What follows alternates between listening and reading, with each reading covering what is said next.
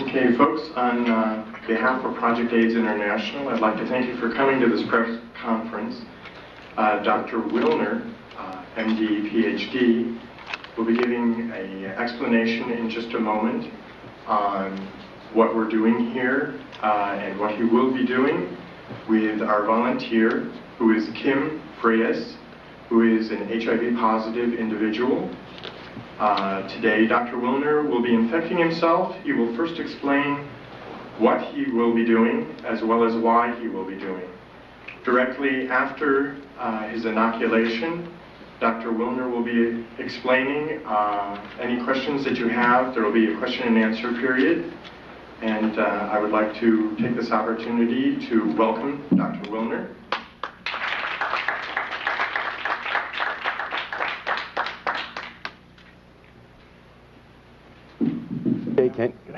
I don't know if you can hear me without the mic. Yes. I can hear it. Okay. And because I've done this needle sticking several times already, I'm familiar with some of the things that are put into the press afterwards. And so I want to make a few things very clear before I even start. I have a certificate in sex education, and I taught for a couple of years at the University of Miami Medical School during Sex Education Week to the medical students. I want to make it perfectly clear that I support responsible sex. I call it responsible sex because it goes much further than the concept of safe sex.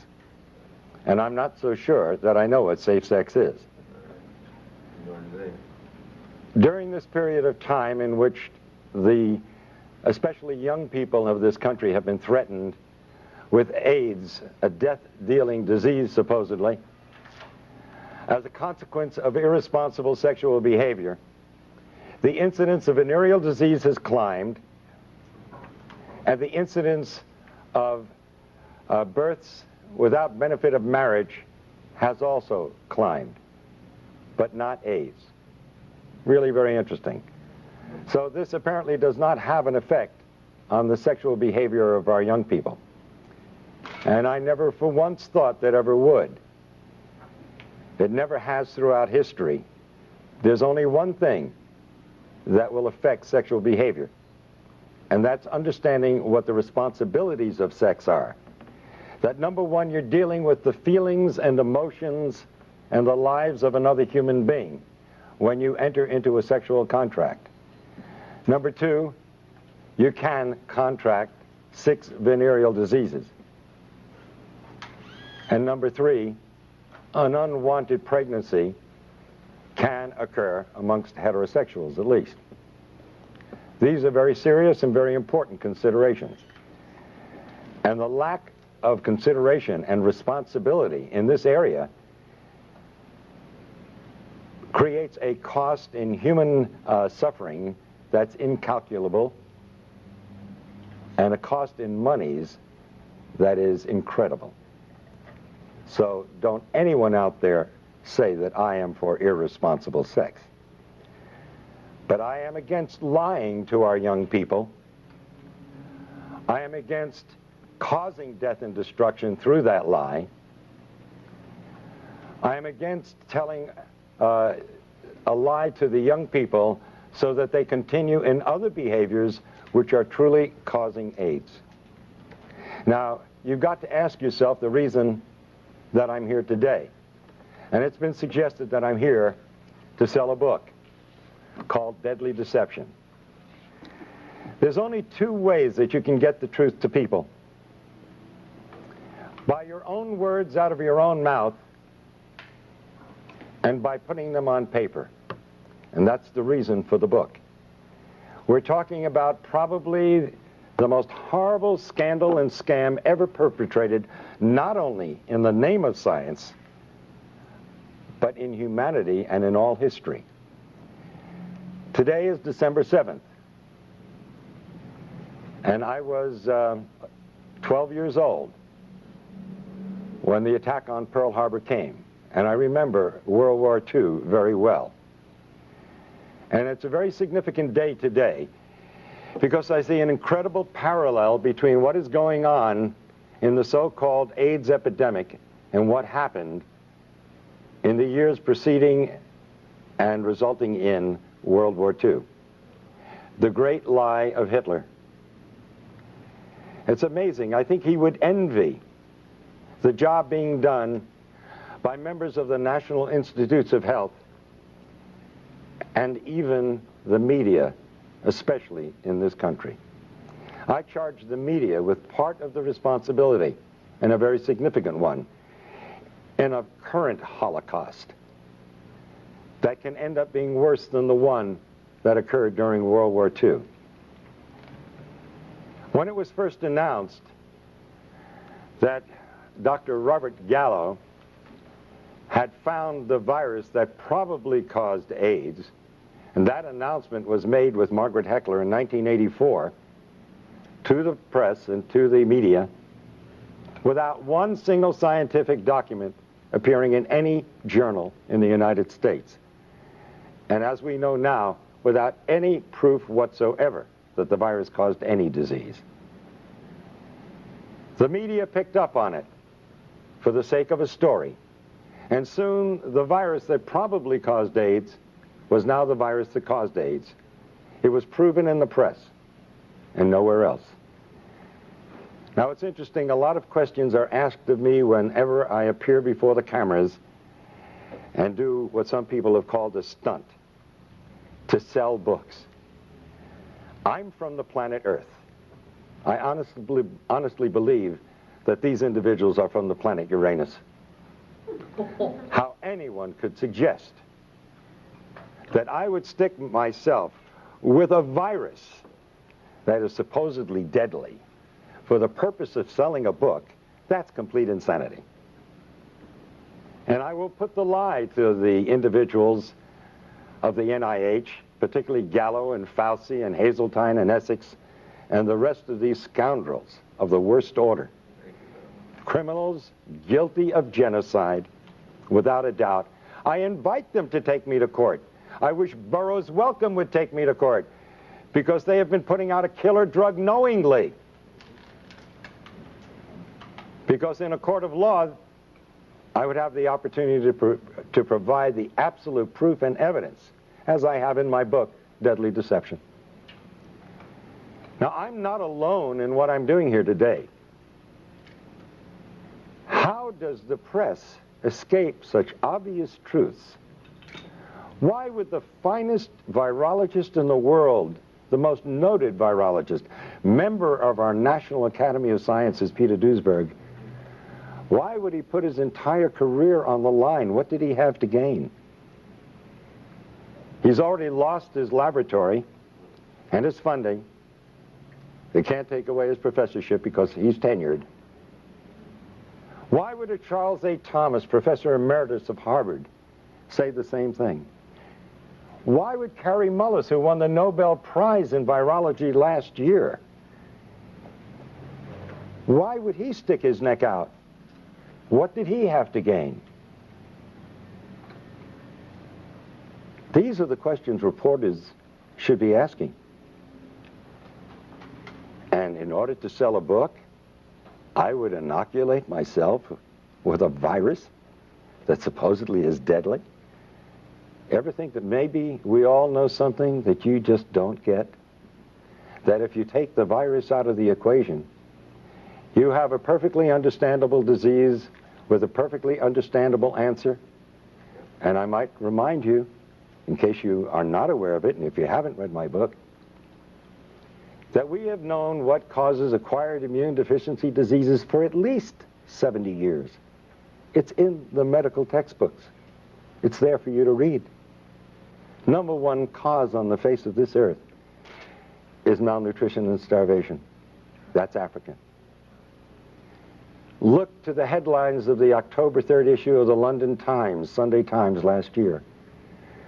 And the inside headlines that screamed across 2 pages, the plague that never was. Speak to Philip and Evelyn Kreinen, who head Partage with an organization of 250 people, their own hospital, their own doctors, their own laboratories, who have lived in the heart of the epidemic, supposedly, or the supposed epidemic, for 5 years. There is no epidemic. It doesn't exist. They are there. They're not some character who goes through from the World Health Organization and says, oh, I've seen the people dying. Of course you have. We all saw them on television in Somalia. What do you think you were looking at? That was AIDS, due to starvation, due to malnutrition. It's no big secret what's causing AIDS. We've known it for 70 years. Number 2 is drugs.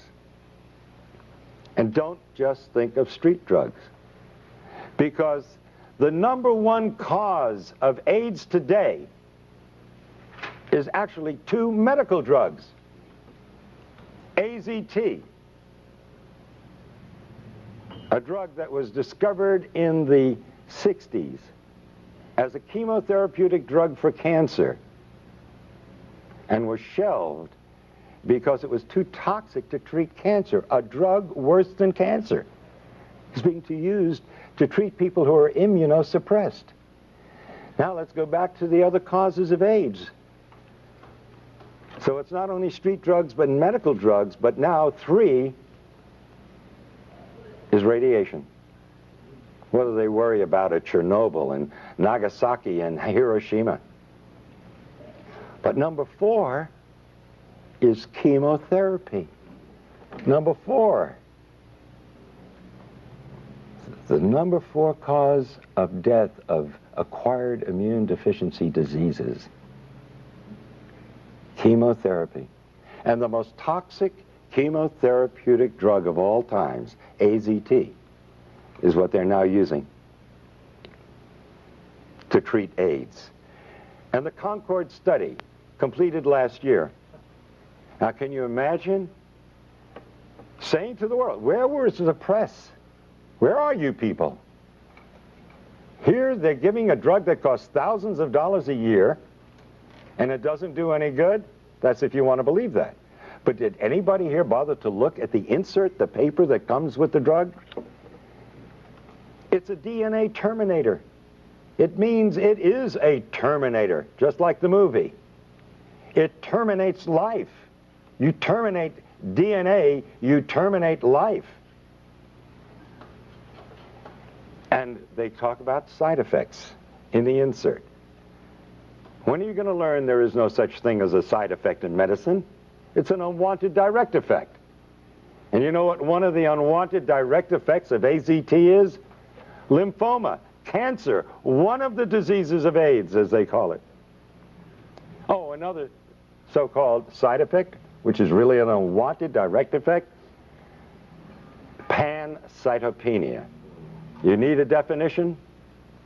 Pancytopenia. Pan, all, cyto, cells, penia, loss of all your cells. That's AIDS. That is the definition of AIDS.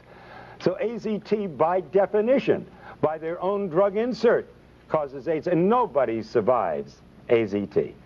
That will eventually lead to your death. And they've cut the dosage way down because it was killing them too fast. It's like giving somebody a large dose of strychnine and they die within 5 minutes. And so the next person, you give them a few drops of it and they last 4 or 5 days, and you say, strychnine's a wonderful drug. This person lasts 5 times longer. This is the kind of thing that they present to the world. Now, I have offered for over a year now, and I continue to offer it, $100,000 to anyone who'll give me one scientific document that proves that HIV causes any serious disease. It doesn't. It is a scandal and a scam beyond belief.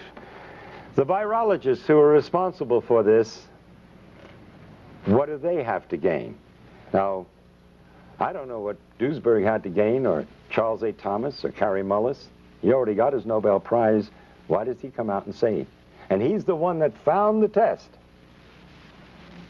the PCR reaction. And he said that there is no body of evidence that supports that the virus causes any disease whatsoever. But what about the individuals who have perpetrated this lie? They are all multi-millionaires.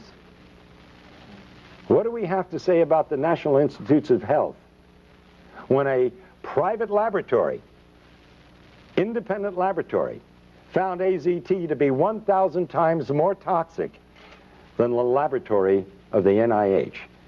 We can understand a 5% error in a laboratory, even a 10% error. But a 10,000% error? Or 100,000% error? That's fraud.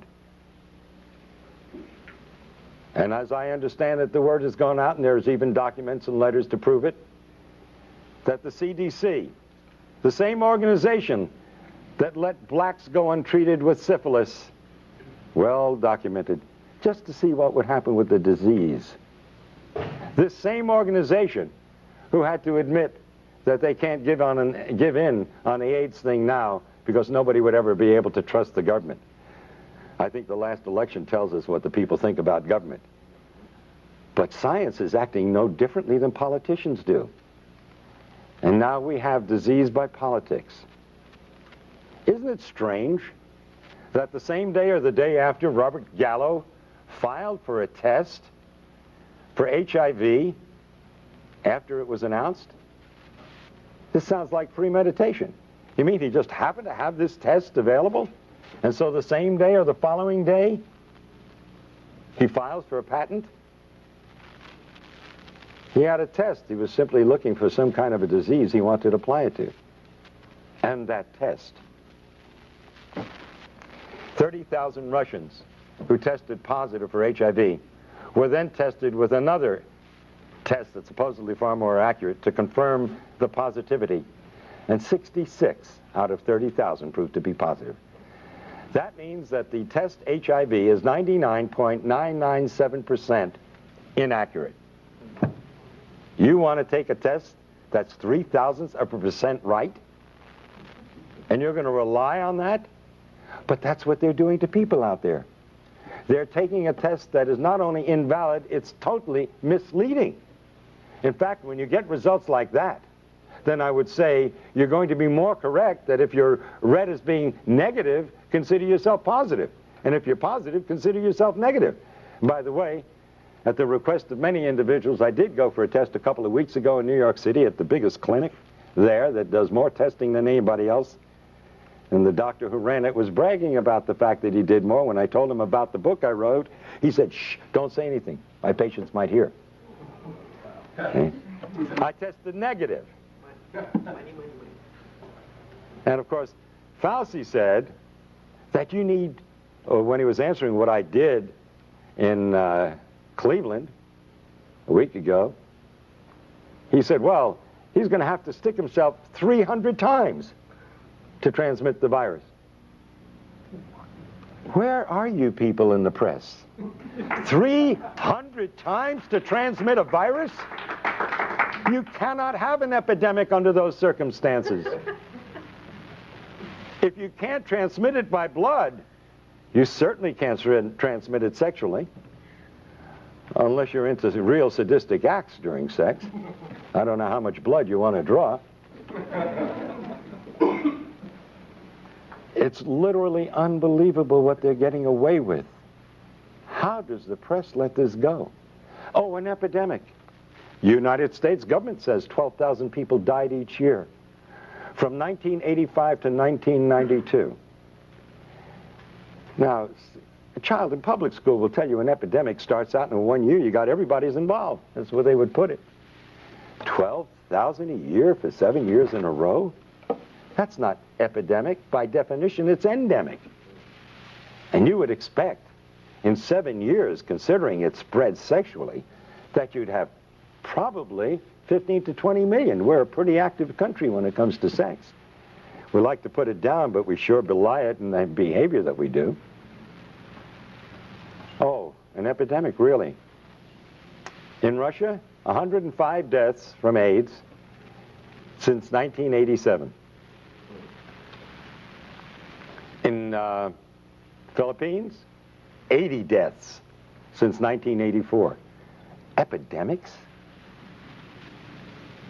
There is no epidemic. But who has to gain from this? Dr. Duesberg? What is he gaining from this? That alone should alert the press to who's telling the truth. And if you hear an argument amongst politicians and one calls the other names and doesn't answer the specific charges scientifically, who's the liar?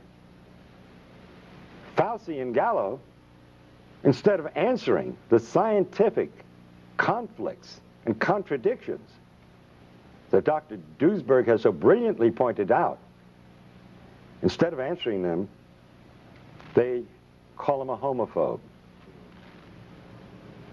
Can you imagine? I've been called a homophobe too. I wonder, I come here with a message of hope to not only the gays, but to the blacks and the Hispanics and all the other outcasts of society, which strangely enough are the only groups that have been connected with the so-called AIDS. Because you see, if you belong to one of those groups, you've got AIDS. But if you don't belong to one of those groups, you get the respectable diagnosis of you have tuberculosis, you have lymphoma, you have leukemia, you have Kaposi sarcoma, pneumocystis pneumonia, 30 plus diseases. Where is the press?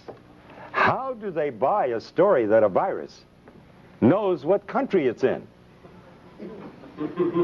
3 symptoms in Africa, but 30 diseases in the United States and Europe. How do they buy the story that a virus has prejudices?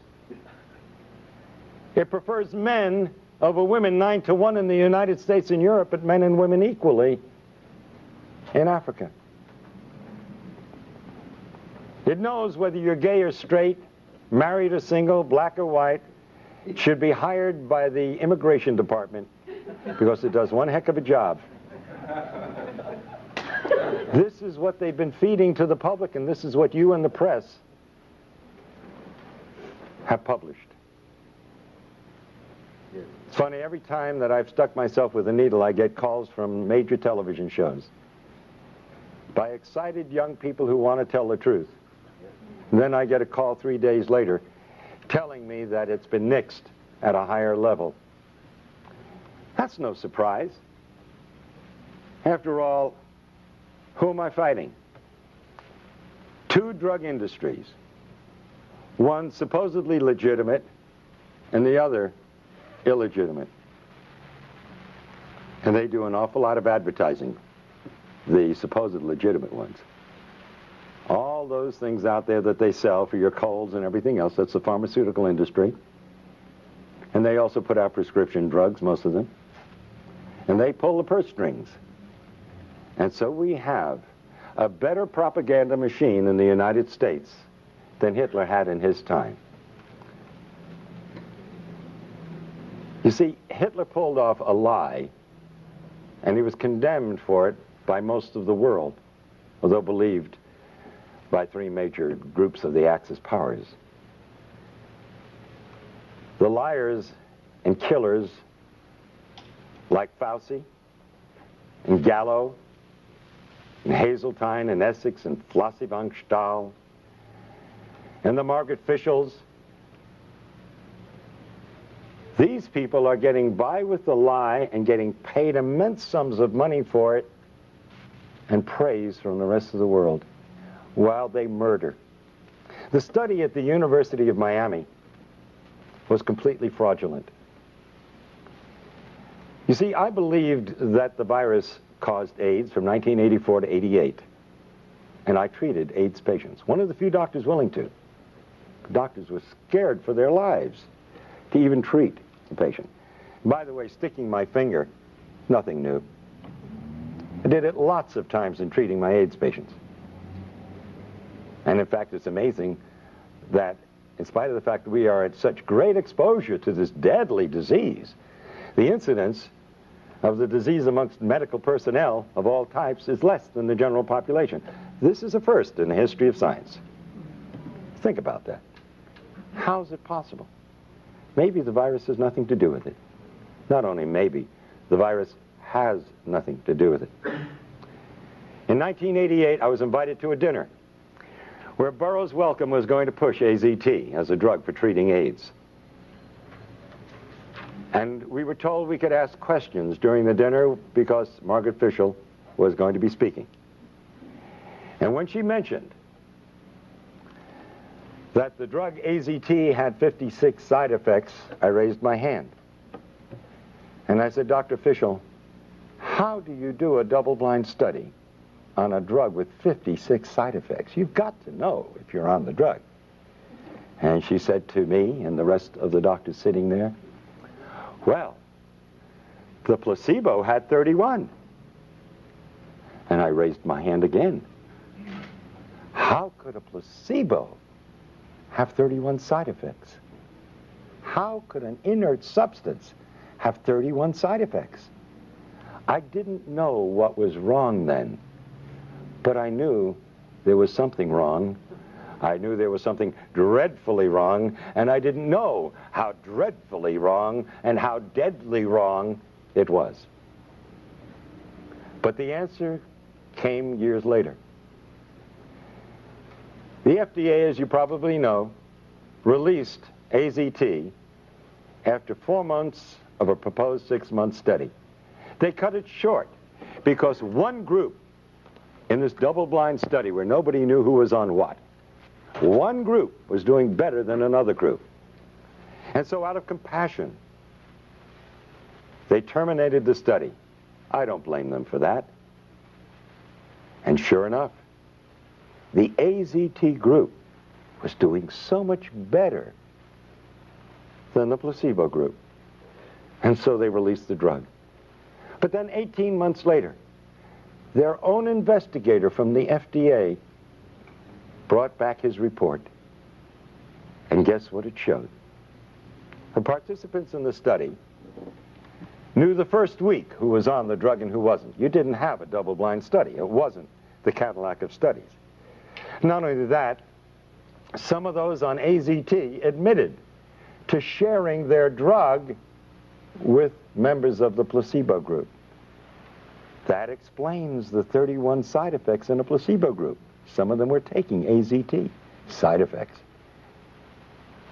But, and by the way, that makes it a complete washout as a scientific study. Right then and there, the drug should have been discontinued, called back. But then came the kicker in this report. The individuals on the AZT in the 4 months of the study received 6 times more blood transfusions than the placebo group. What happens when you get a blood transfusion? You look better, you feel better, and you live a little bit longer. But the most important question and lesson from all of this, you must ask the question, why did those on AZT need 6 times more transfusions in a 4-month period than the individuals on the placebo? Because you're dealing with a killer drug, and you need those blood transfusions to survive, and coincidentally they made you look a little bit better and healthier than the other group. And then after I go through all this, invariably somebody's going to ask the question, so what really causes AIDS? And I had to say it 10 times or 20 times in my book, and I'm going to say it again now. We have known for 70 years why the other individuals in the study died. The number one cause is malnutrition and starvation. Well, to an extent that was true of some of these individuals, but only true because of the second reason. The number 2 cause is drugs. You recall, you fellows and gals in the press, a couple of weeks ago you reported in your newspapers that we were killing off our senior citizens with too many drugs. And how do you cure them? You get them off the drugs. And how were these people dying of so-called AIDS? From the number 2 cause, drugs. Both medical and street drugs. But one in particular that stood out and has been linked by 24 scientific papers with Kaposi sarcoma, and that's poppers or amyl nitrite. It's very rare that you see a case of Kaposi sarcoma in Africa because they don't use poppers. And this is the first disease, human disease, we can't give to a simian monkey. And I'm talking about legitimate diseases, because you see, the virologists have been coming up with more diseases than you can imagine. And haven't you bothered to notice most of them never pan out? They disappear from the headlines and they're never heard of again because they weren't diseases really in the first place.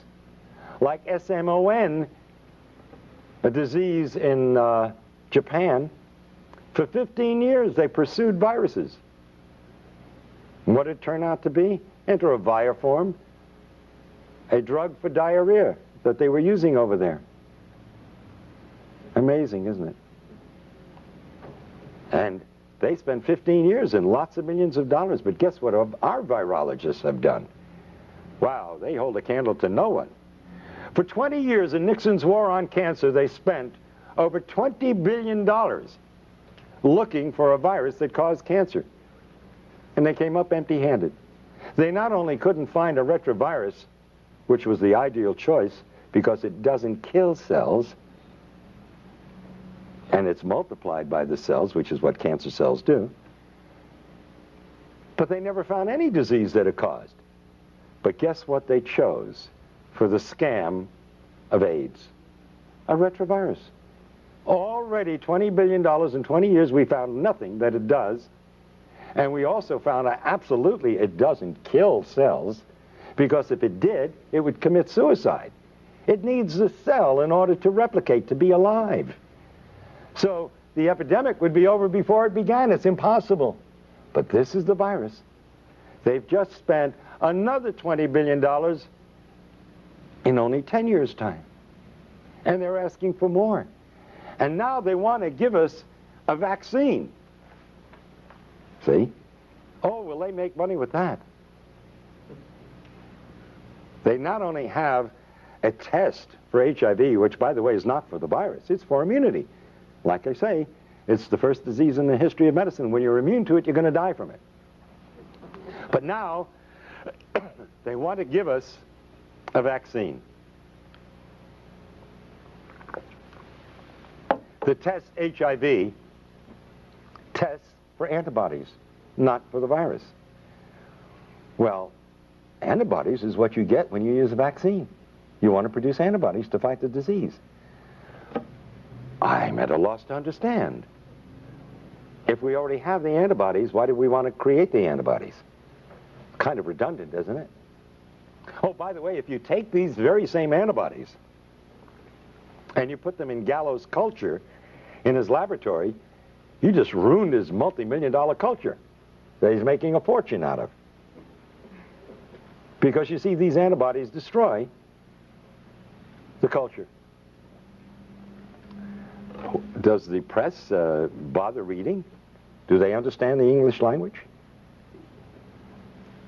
And yet you want to condemn me and say that I'm out for publicity? Well, what is it that Peter Duesberg is out for? He held the reputation, and still amongst honest scientists, as being the foremost virologist in the world.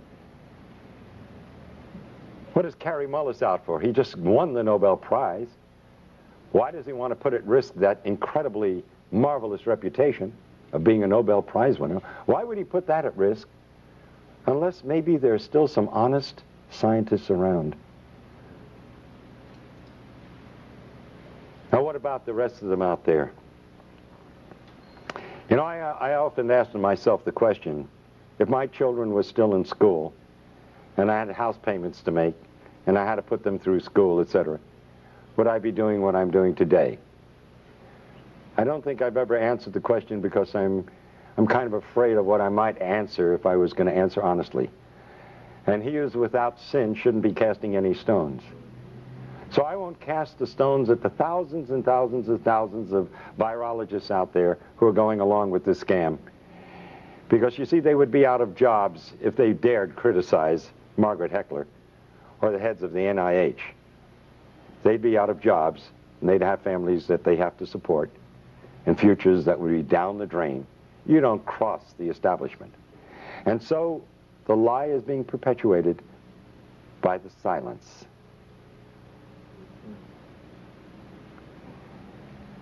And even Gallo would say to the press in answer to the question, what does he have to say about Duesberg's challenges?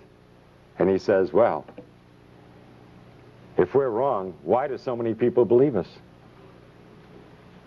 I mean, I could just see Hitler and his stormtroopers saying to the press, if we're wrong, why does everybody do what we tell them to do? Because they're running the show, and you're looking at not just a simple lie of science. In the back of my book, I have the picture of Pedro Tocino of Spain, father of 2 young girls, a hemophiliac. Nothing wrong with the man. But because he received so-called tainted blood,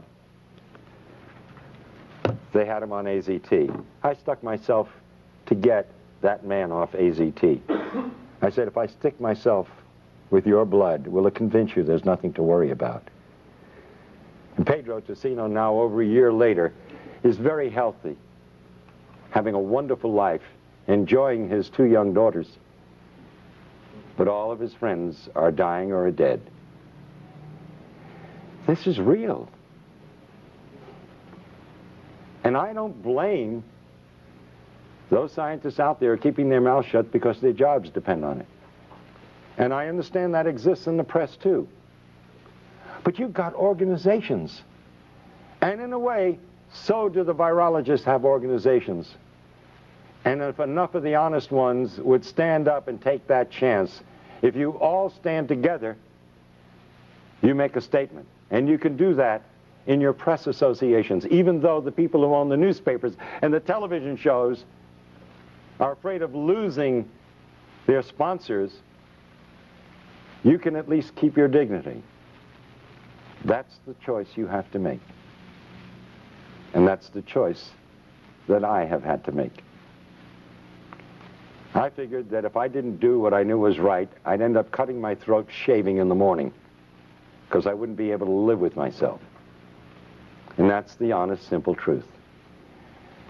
I am sticking my finger to bring attention to the current Holocaust, and it's a dreadful one. When you terminate the DNA of a human being, they waste away and die in an inhuman fashion. We all have the right to die with dignity. But if we told them the truth, a lot of them wouldn't die at all. They'd simply get off the poppers and off the drugs. And there's no dishonor in being gay and admitting that you've been on drugs. The decent human beings in this world will give you the support and help you, like we help drug addicts of all followings, so to speak. Those that would turn against you have turned against you anyway, because of what you feel and what you are. And there are even some religious groups who have turned against the gays and said it was God's vengeance. How can you believe in a loving God and believe that that God would cause such a terrible disease amongst humans? No, this is a man-caused disease. But we all make mistakes in life. And that shouldn't stop the compassion and the love and the understanding of decent human beings. And so I do the act of sticking my finger and create another blood brother in my life, as the ancient Indians have done. And I will get another one today. Because I'm not afraid of getting AIDS. I know as a scientist that there is nothing to fear. I know what causes AIDS. I am not going to lie to others nor myself about it. I don't like sticking myself with a needle because it hurts. And if you've ever seen my expression on pictures, you know that to be true. So, Kim Freitas. Kim, are you here? Yeah. We're going to become blood brothers. Yeah. And please, to the press and to everyone else, I don't intend to stick myself 300 times, because it wouldn't prove anything anyway. Oh, and might I say that a Dr. Gottlieb, who achieved fame for being the doctor that noted the first 4 or 5 cases of AIDS, who said to me on a radio broadcast the other night, he would believe me if I took a liter of blood. That's a transfusion of blood. And I said, you know, you must be mad. What is that going to prove? If you need a liter of blood to get AIDS, then nobody's going to get AIDS. Right. In any case. Well, I got to do myself first, and then I have to do you. Here, but let me do your finger, okay? I mean, I got to do you first, right? All right. Excuse me. Then I'm going to do me. Excuse me, I had that backwards. All right. Wait a minute. Got to find. This is a heck of a time to lose my needle. There we go. Okay. Ladies and gentlemen, this is a typical butterfly needle set. If somebody has a scissor, it'll help. No, I got it. Okay.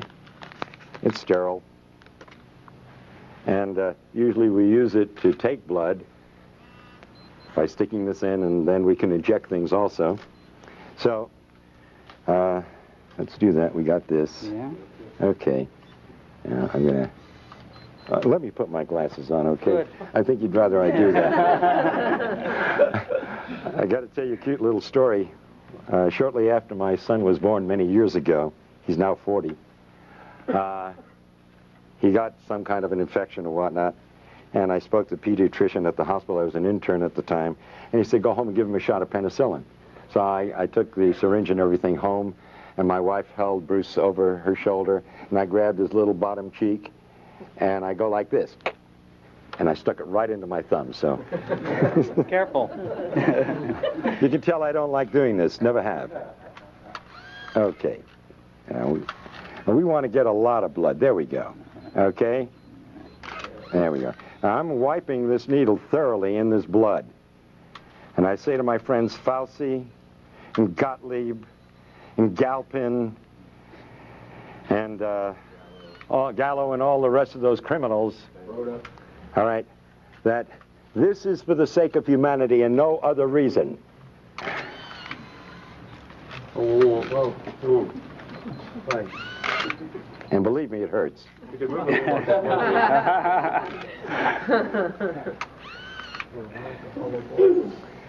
And this is in the hope that it'll save the lives of millions of individuals who will die because of the greatest lie ever told. Thank you. Get Thank off you. the drug. Get off drugs is right. Get off drugs. Now, I will be happy to take questions from the press or from anyone for that matter to clarify in your minds if there's any doubt whatsoever. Yes. You said, I have several questions actually. You said that you were tested in New York by a leading physician there. Can you say where that was and by whom? Yes, it was in the Greenwich Village area. In fact, Karen, I think you have the issue of the native. That ad should be in the back of the native. If you'll get it, we'll give you the name and the address of the clinic, because it's widely advertised. And that's where I went, where everybody else is going. And he's recognized by the state of New York, and the forms he uses, which I filled out, are from the state of New York. And by the way, I do have a copy of the document which states that he gives you the answer to the test in 15 minutes. So it's quite a racket. And by the way, it's very interesting because that you asked the question, because you see, I was in a quandary as to what possible purpose could this serve. If you have a test that's 99.997% inaccurate, what are you proving? You would treat somebody with a deadly drug on the basis of a test that's totally worthless. And by the way, let me point out that a research group in Australia in the past year have stated that not only is the test completely inaccurate, it's totally nonspecific. Yeah. That you could be positive if you had the measles, if you had the flu, if you had a flu shot from your doctor, or if you had any one of 100 diseases. Let's look at the scenario. This is serious business. Yeah. Somebody gets the flu. or gets a flu shot this year. Then they die.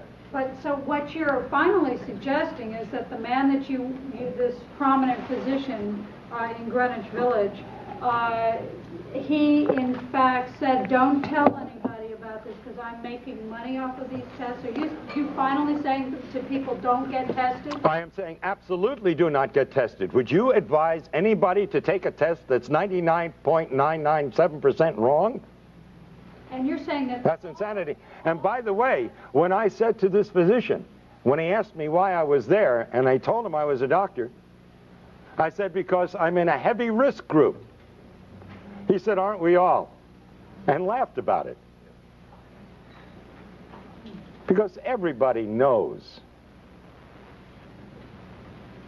that the medical profession sticks itself all the time, and the only individuals who are going to die of AIDS who are part of the medical profession in any way, shape, or form are those who are taking AZT or other drugs. Go ahead. You said that AIDS is not an epidemic, it's an endemic circumstance caused by a variety of factors, including malnutrition and drug use. How then can you explain the years of potential life loss in the 250,000 plus people who have died of AIDS, according to CDC definition, where drug use has been going on for centuries, and suddenly we're losing people in their 20s and 30s because I'm not sure what you're... Okay, that's an excellent question, really. And you're using your head. That's the kind of question should have been asked of Gallo at the very beginning. And by the way, you said 20s and 30s, our healthiest people. Isn't it strange? You got a disease, the first disease in the history of mankind, that affects our healthiest? But what happened in the 60s? The drug culture began. What happened in the 70s? It heated up. At the end of the 70s, the gays came out of the closet and became an identifiable group. Now, I'll ask you, in the sense of redundant question, but yeah, I think it'll get the point across. I'm going to name 5 of 30 diseases. Tuberculosis, a new disease. Lymphoma, oh, that's a new disease too. Leukemia, oh yes, that's a very new disease too. Pneumocystis pneumonia, another new disease but lesser known. And Kaposi sarcoma, another new disease? No. These diseases and the other 25 have always been around. It's real easy, it's real simple to create an epidemic. You simply take a bunch of diseases and put them under one heading and then claim that one virus is responsible for it. Well, that's nonsense. First of all, let me offer the proof. The reason it appeared, which I think is the essence of your question, as though it were some new epidemic coming on, is because it appeared in a select population, the gay population. But it only is appearing in gays who are on drugs. Only. And especially. And substance abuse, right. And remember, by the way, too, that alcohol is a drug. And remember, these individuals, many of them, extremely promiscuous, would get one venereal disease after another, and they'd be taking antibiotics for these diseases all year long. And it's a matter of medical fact that antibiotics are immune suppressive. Now, let me offer one very important bit of investigative reporting for you. It was reported in the newspapers a couple of years ago that this HIV was found in blood that had been preserved in laboratories in the 1940s. They went back and looked at some of these samples. They found HIV, which, by the way, has been around certainly for thousands of years. But let's just use that one example. If we had HIV in the population in the 1940s, and we had homosexuals in the 1940s, and by the way, according to Kinsey, 10 to 15% of the heterosexual population preferred anal intercourse, where in the world was your epidemic?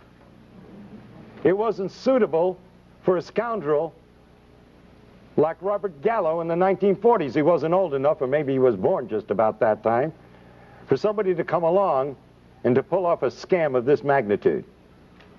And now they're caught up in a maelstrom. Now if the truth gets out, yes, it will deal a blow to the credibility of the NIH and the CDC and the FDA, and the AMA, and my God, it is sorely needed. Yeah. That blow is necessary to clean up the act. But then wouldn't habitual lifetime drug users all eventually come down with a syndrome that could be attributable to AIDS? Absolutely. In fact, these people, that is true. No, on the contrary. Remember, it's dose related. So it depends upon how many drugs you're using and how much of them over how long a period of time. Now, if you overdose, you never get to that point. Yes. Couldn't the combination of lifestyle practices, of microbial, the best place for microbes are dark, wet places. Aren't bathhouses an excellent place to increase the exponential representation of microbes from around the world? If men who have had sex with 1,000 other men through the year have contact with those same men who are themselves are very similar, do you think that that adds an incredible amount of immune suppression that is not suffered by the rest of the population who does drugs or those other things? Do you think that that has... Well, I don't know. You see, the Romans and the Greeks had bathhouses, and there's no evidence that pardon me? Not with ecstasy, MDA, poppers, and all the things that were going on. I agree that MDA and all the rest of these drugs are causing immune suppression. Now, I don't believe that sex itself causes immune suppression, but I do believe that recurring venereal disease will cause immune suppression. But the simple fact is that the virus has nothing to do with it. And that's the important thing.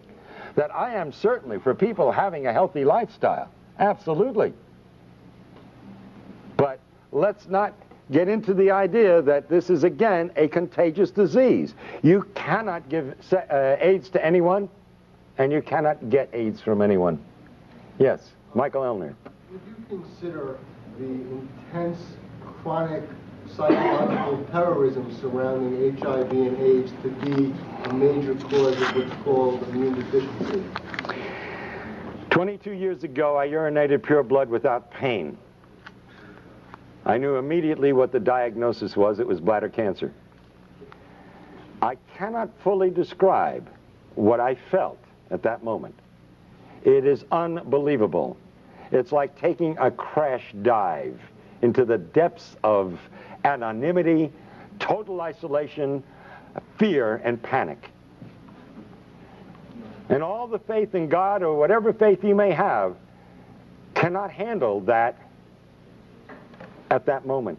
When you start to get your wits together, and if you use your intelligence and then your faith, yes, spirit and mind are wonderful things. What you're saying is true. It's a sentence of death for most people. And immediately, their body metabolism goes into negative phases. Everything becomes destructive. This is modern medical voodoo. If a doctor tells you, you are going to die, I'm willing to bet you're going to die. I'll be the first one to put money on the line and say, the chances are you're going to beat the statistics. You will die because you've been told so. This is American voodoo. I'll get back to you, but let me take someone else. Yes, Dr. Willner, I really appreciate what you're doing. I've been out here trying to inform people about this disinformation for a number of years now. Robert Gallo, who is a proven medical fraud and a multimillionaire marketing a test, the AMA itself, in its own medical journals in the 80s, have said that these tests are bad science. The microbiologists have said in their own medical texts that this is bad science. These tests do not work. The hematologists have said that this is false. These tests. They say that they have used ozone to inactivate HIV, which HIV, if it's a virus, it's a template or a pattern. So what can it do? I mean, these are just basic medical facts. How is it that this has gotten by the entire population? And the media is pushing this lie. Arthur Ashe, for example, was on 30 pills a day the 3 months before he succumbed, including AZT. How is that not iatrogenics? And how is it that the medical profession can murder 1 million people a year, according to their own study, the Yale New Haven study that came out this year? They admit to killing 1 million people a year. Why aren't they on trial? That's my question. By the way, I thank you for your comments, and I'd love to have a copy of that study and some of the information you talked about. I really would, because I've been going around saying it's the number 3 cause of death is iatrogenic disease. And when I lecture before groups, I don't tell them what iatrogenic disease is. And I say to them, you know, here we're worried about this so-called AIDS epidemic, and I don't believe that anybody should die. I think we should all live forever. But 12,000 a year, that's not an epidemic. 60,000 die from automobile accidents. 120,000, I've been saying, and I hope you're going to help me change, 120,000 die each year, they admit to, from iatrogenic disease, 500,000 from cancer, and 800,000 from heart disease. And I'm glad you're telling me it's a million, because I've been saying, they say it's number 3. I really believe in my heart it's number 1. Deepak Chopra said Sure. it's the number 1 cause of... I agree with him. Absolutely. Now, if we took the figure of 120,000 being killed by doctors, not malpractice, but as a normal course of everyday medicine, then doctors are 10 times more dangerous than HIV. Now you're telling me it's 100 times. 100 times. Yeah, I want those figures really desperately. In 1964, Please. They admitted 350,000 in 1964. Well, I will be indebted, because that's powerful stuff, and I really, you know, it's funny, you never know where the figures are going to go, but with medicine anything's possible. Yes, pardon me? Just the USA? Just the USA. Ralph Nader did an article, by the way, in Penthouse that talks about those issues. Yes, ma'am. To add a comment to that, yesterday, C. Everett Koop announced that 300,000 Americans die annually from diseases and illnesses related to being overweight. So I don't know how that multiplies out, but it would certainly be a lot more dangerous to be overweight than to be HIV infected. You know, that's a very good point. Yes. There you go. Thank you. That's a very good point. You know, I pick up some marvelous ideas from some very bright people, and I can't tell you how much I appreciate it. I'm going to be using those. Do I have your permission? Okay. Could you give some insight on how this mechanism works with pediatric AIDS? Oh, okay. That is another good question. First of all, I challenge anybody, except there are always exceptions, and the exceptions are, of course, as we know, genetics, and children sometimes born under circumstances where we don't have all the facts. But I would say 99% or better of the individuals born with AIDS, if they actually have AIDS, the mother was a crack mother, was on drugs, no question about it, or had obvious incredible immune suppression for what other medical reasons, as they say. I'm thinking of particular is Elizabeth Glazer, and her child got it from her. She had a blood transfusion before the birth of the first child. It was with tainted blood at Cedars-Sinai. She then passed it on to her child. She passed on HIV. The story, yeah. Okay, let's call things HIV, not AIDS. Right. Now what happened? The child, after about 3 years, got very sick. They didn't know what the problem was. The doctor said nobody knows what it is. They finally did an HIV test on the child, found out that she had it, and then she died. Ariel died. But there's a gap there. They found out she's HIV positive, and then she died. How much time and what was done in that period of time? I can't answer that question. I mean, listen, I was in the practice of general medicine for a lot of years. I had one of the largest practices in the state of Florida. And I can tell you, I treated a lot of kids over a period of time that got very ill in their first 3 years of life. You mean they had AIDS? The test that they had. Now, they did a test. I will guarantee you, I don't know what she died of, and I can't answer. But I will tell you, these kids who are diagnosed as HIV, if they're given AZT, they will die of AIDS. Absolutely. Most of them will not die, just like most of the kids I treated did not die. But I had an occasional child that ended up with a meningitis and died. By the way, our current Miss America, who's deaf and dumb, got DPT. That's what made her deaf and dumb. What is SIDS? Yes, sudden infant death syndrome. Yes, now we'll go back to you. Go ahead.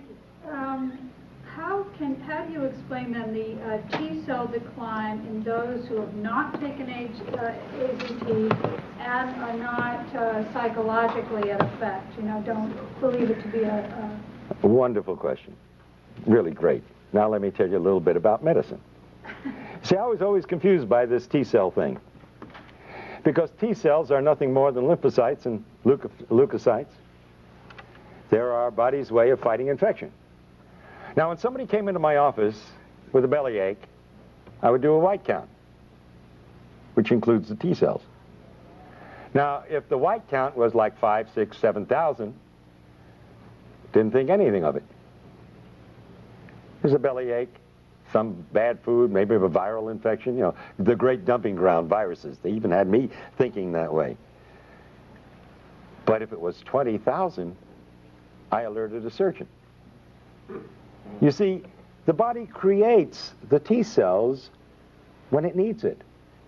If you don't need it, you don't got it. Why would you walk around with a lot of T cells when you've got nothing to fight? And I can tell you one thing we have always known. There is no correlation between severity of disease in AIDS, so to speak, and the T cell count. It doesn't match up, and I'll tell you why. You look a little bit confused when I said the fact that you will not have a high white count unless you have a severe infection. However, which means that if you don't have a high white count, it's not bad. If there's nothing else wrong with you, then I'd say, well, that's normal. Well, why do you want a high white count? If you got a bad cold, you'd get an elevation in your white count. Now, we know for a fact, it's well documented, that you have individuals who have died with AIDS with elevated T cells. And we have individuals who've been healthy. And when I tell you healthy, I feel sick by comparison at looking at some of these individuals. And they test out incredibly well. The best, healthiest specimens I've seen, the kind that most women say, oh my God, why is he gay? You see? Because he's so good looking and so handsome and so strong and so healthy, you see? They have no white, they have no T cells. So T cells, you don't count T cells as a barometer of how one is... No, because yes, you can use it to some degree as a barometer, depending upon the situation, but basically, no, you can't, and I'll tell you why. You know that you can change the T cell count if you worry somebody? Completely established. I worry about these individuals who go in and get these T cell counts one after another, because their whole life is focused on these T cell counts. And when it goes down a little bit, instead of being reassured, which is the way I would interpret it, they get panicky. Now they're really doing damage. And at some point, if they're on drugs, and sometimes even if they're not on anything, but because they've been told they're going to die, like the witch doctors of Africa and elsewhere, these individuals will die because they literally worry themselves to death. It's a crime beyond belief. They're the rare ones, I admit. But the fact is, T cell counts absolutely have no correlation with severity of disease. They can be low because you have wiped out your immune system, and they can be low because you don't need them. That's the important thing to understand. It is not a barometer for anything. And they lie, they lie, they lie, and then they lie some more. Is this a real case scenario? I go in, I get tested, I am told I'm HIV positive, my T cell count could, I've heard from cancer research, be cut in half. In other words, 50% of your T cells go on strike, the other 50 keep working. I got news for you. The other scenario can happen too. It can go wild, go way up. Yeah, but if it goes down because I'm told I'm going to die, isn't that enough to get me on AZT? Oh, sure. Absolutely. And once First of all, let me tell you something. The CDC that let syphilitics untreated when they had drugs that could have treated, just to observe, this same CDC has already admitted that between 40 and 60% of the cases listed at AIDS were never even tested for HIV. And not that it makes any difference, because the test is meaningless. So could this scenario also happen? I take AZT, because it is a foreign invader, my T cells will go up. Yes, they initially do. And that's exactly what happens. When you challenge the immune system, which AZT does, you get an initial rise. But then the AZT begins to do its dirty work and suppresses your entire reproduction of your T cells, and eventually it goes through the floor. Absolutely. That is the scenario. Yes, we're going to try to finish one or two more of your questions. You say that HIV is somewhere in this. You say that HIV itself is a harmless tissue. It's an innocuous retrovirus. Are you then saying that that, as you said earlier about you don't know what safe sex is, that if I go back and report to my gay and lesbian readers, young gay men in particular, and there has been a rise in incidence among young gay men of HIV, again, with the tests that you don't believe in. Right. But, Well, it means nothing. Until you give me one single document that proves HIV causes anything, it's meaningless. okay, but what I need to, here's what I need Yes. to know. Is HIV sexually transmitted? Shall I go and report to these young gay men that they need not worry about practicing safe? HIV, this harmless virus, can be sexually transmitted with incredible difficulty to the point where it becomes meaningless. All right? And that hasn't been proven. Right, and that hasn't been definitely proven. By the way, in one of the studies which they were presenting of 25 males where the semen was examined, who were HIV positive, they were able to demonstrate only in 2 out of 25 the virus, and they only found 1 in 1,000,000 cells. That is not disease. There's no way in the world, and especially with a virus, a retrovirus that supposedly is killing off the cells it needs in order to replicate, even if you transmitted 1 virus, and it did kill off, and it was this terrible disease you say it is, there's no way it could cause disease. It's impossible. The lie is so compounded and so idiotic and so unbelievable that you literally have to fight your way out of the maze of these lies. They are all unadulterated lies, and the men responsible for them, and women, belong in jail. Yes, and then we'll get... Arthur Ashe, Magic Johnson, and Ms. Glazer, the late Ms. Glazer, were all unable to infect their partners, even though they had years of unsafe behavior. Rock Hudson's lover. So there's considerable evidence that this is not the case. You know, they say you have to inject yourself 300 times your IV drug user and given 3 needles to protect them. No one says that the drugs might cause AIDS. And in our experience in New York, with certainly the largest population of AIDS cases, there is a clear-cut thing that anyone looking at it will find. The people using drugs develop the diseases called AIDS, and the people who aren't recover their health. It's that simple.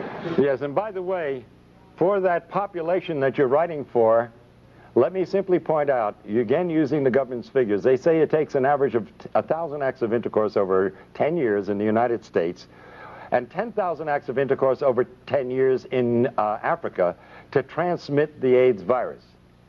That's twice a week in the United States for 10 years on an average to transmit the virus.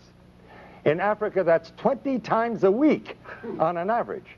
And if you know what the bell curve is, there's got to be some individual out in Africa that's doing it 200 times a week. I want to meet that individual. And now let me give you a set of figures which you must produce for your readers, please. The World Health Organization says that the annual conversion rate in the United States for HIV is 1 to 1.5% a year. Now, according to the figures given us by the CDC, there are constantly, for 10 years now, 1 million HIV positives in the United States. Now, that defies all definitions of an epidemic. How does it stay steady at 1 million if this is an epidemic that's going to kill everybody? And by the way, their predictions from 10 years ago were 91% wrong as far as deaths were concerned. Think of that. Now, hold on. 1 to 1.5% per year would average out to 67.5 years for everybody who's HIV positive in the United States today to become full-blown AIDS. That's the annual conversion rate, published not by me, by the World Health Organization. But in Haiti, it's 1/10 that. So if you're HIV positive, I would advise all your readers to go to Haiti. They got a 10 times better chance of survival if they go to Haiti. Because there it will take 1,000 years for everybody, this is World Health Organization figures, for everybody who's HIV positive today to become full-blown AIDS. But hold your hats, hold the presses, young lady. Tell your readers this, and I quote the World Health Organization. Maybe I should put my hand like this while I say it. But they say that in Zaire, you have 100 to 150 times better chance of survival if you're in Zaire than if you live in the United States. In other words, there, it will take 25,000 years for everybody who's HIV positive today to become full-blown AIDS. Now, I think you ought to urge your readers, all those with compassion and with heart, to take the first plane to Zaire and to stop anyone on the street and ask them, are you HIV positive? And if they answer in the affirmative, I think you owe it to them as a conscientious human being to say, sir or madam, are you aware that in the next 25,000 years, you're liable to die of AIDS? Those are government figures, they're not mine. The ridiculousness of it demands that you print those figures, that they give them to your readers. Isn't it interesting that Africa and Haiti have similar situations in North America and Europe? Although Africa is closer to Europe, you would think that infectious spread would spread closer to the center of the origin. The answer is very simple. Malnutrition and starvation can lead to death, and at a very variable rate depending upon the malnutrition. But AIDS due to drugs is a much shorter period of time. And iodocanol, it's a drug from Ciba Geigy, or no, LaRouche, I think. They've been injecting people in Zaire and Angola and in Haiti with this iodocanol since the 1970s. And this is a hepatic drug. This kills the liver. And the liver is your biggest filter of your blood in the body. And if you destroy the liver, it has more than 500 functions in the body, then you're dead. By the way, let me throw out, I think, an overall principle to take a look at very seriously from the point of view of disease and death. And this applies to AIDS as it would apply to any disease problem in humanity, and with this I'm going to end. The bubonic plague killed half the population of Europe. The question you must ask and must answer, if you're going to be a rational thinking human being, is why didn't it kill the other half? In the United States, in 1919, 18 million people died of the flu. My question is, why didn't the other 92 million die? The answer to that, and every reporter owes it to their readers, is very simple. The bugs do not cause the disease unless there's a suitable terrain. And so the answer to all disease is not to take a shotgun and blow a human being apart, but to simply prevent the disease to begin with by living at peace and in harmony, not only with your fellow human beings, but with every organism on this planet. And thank you.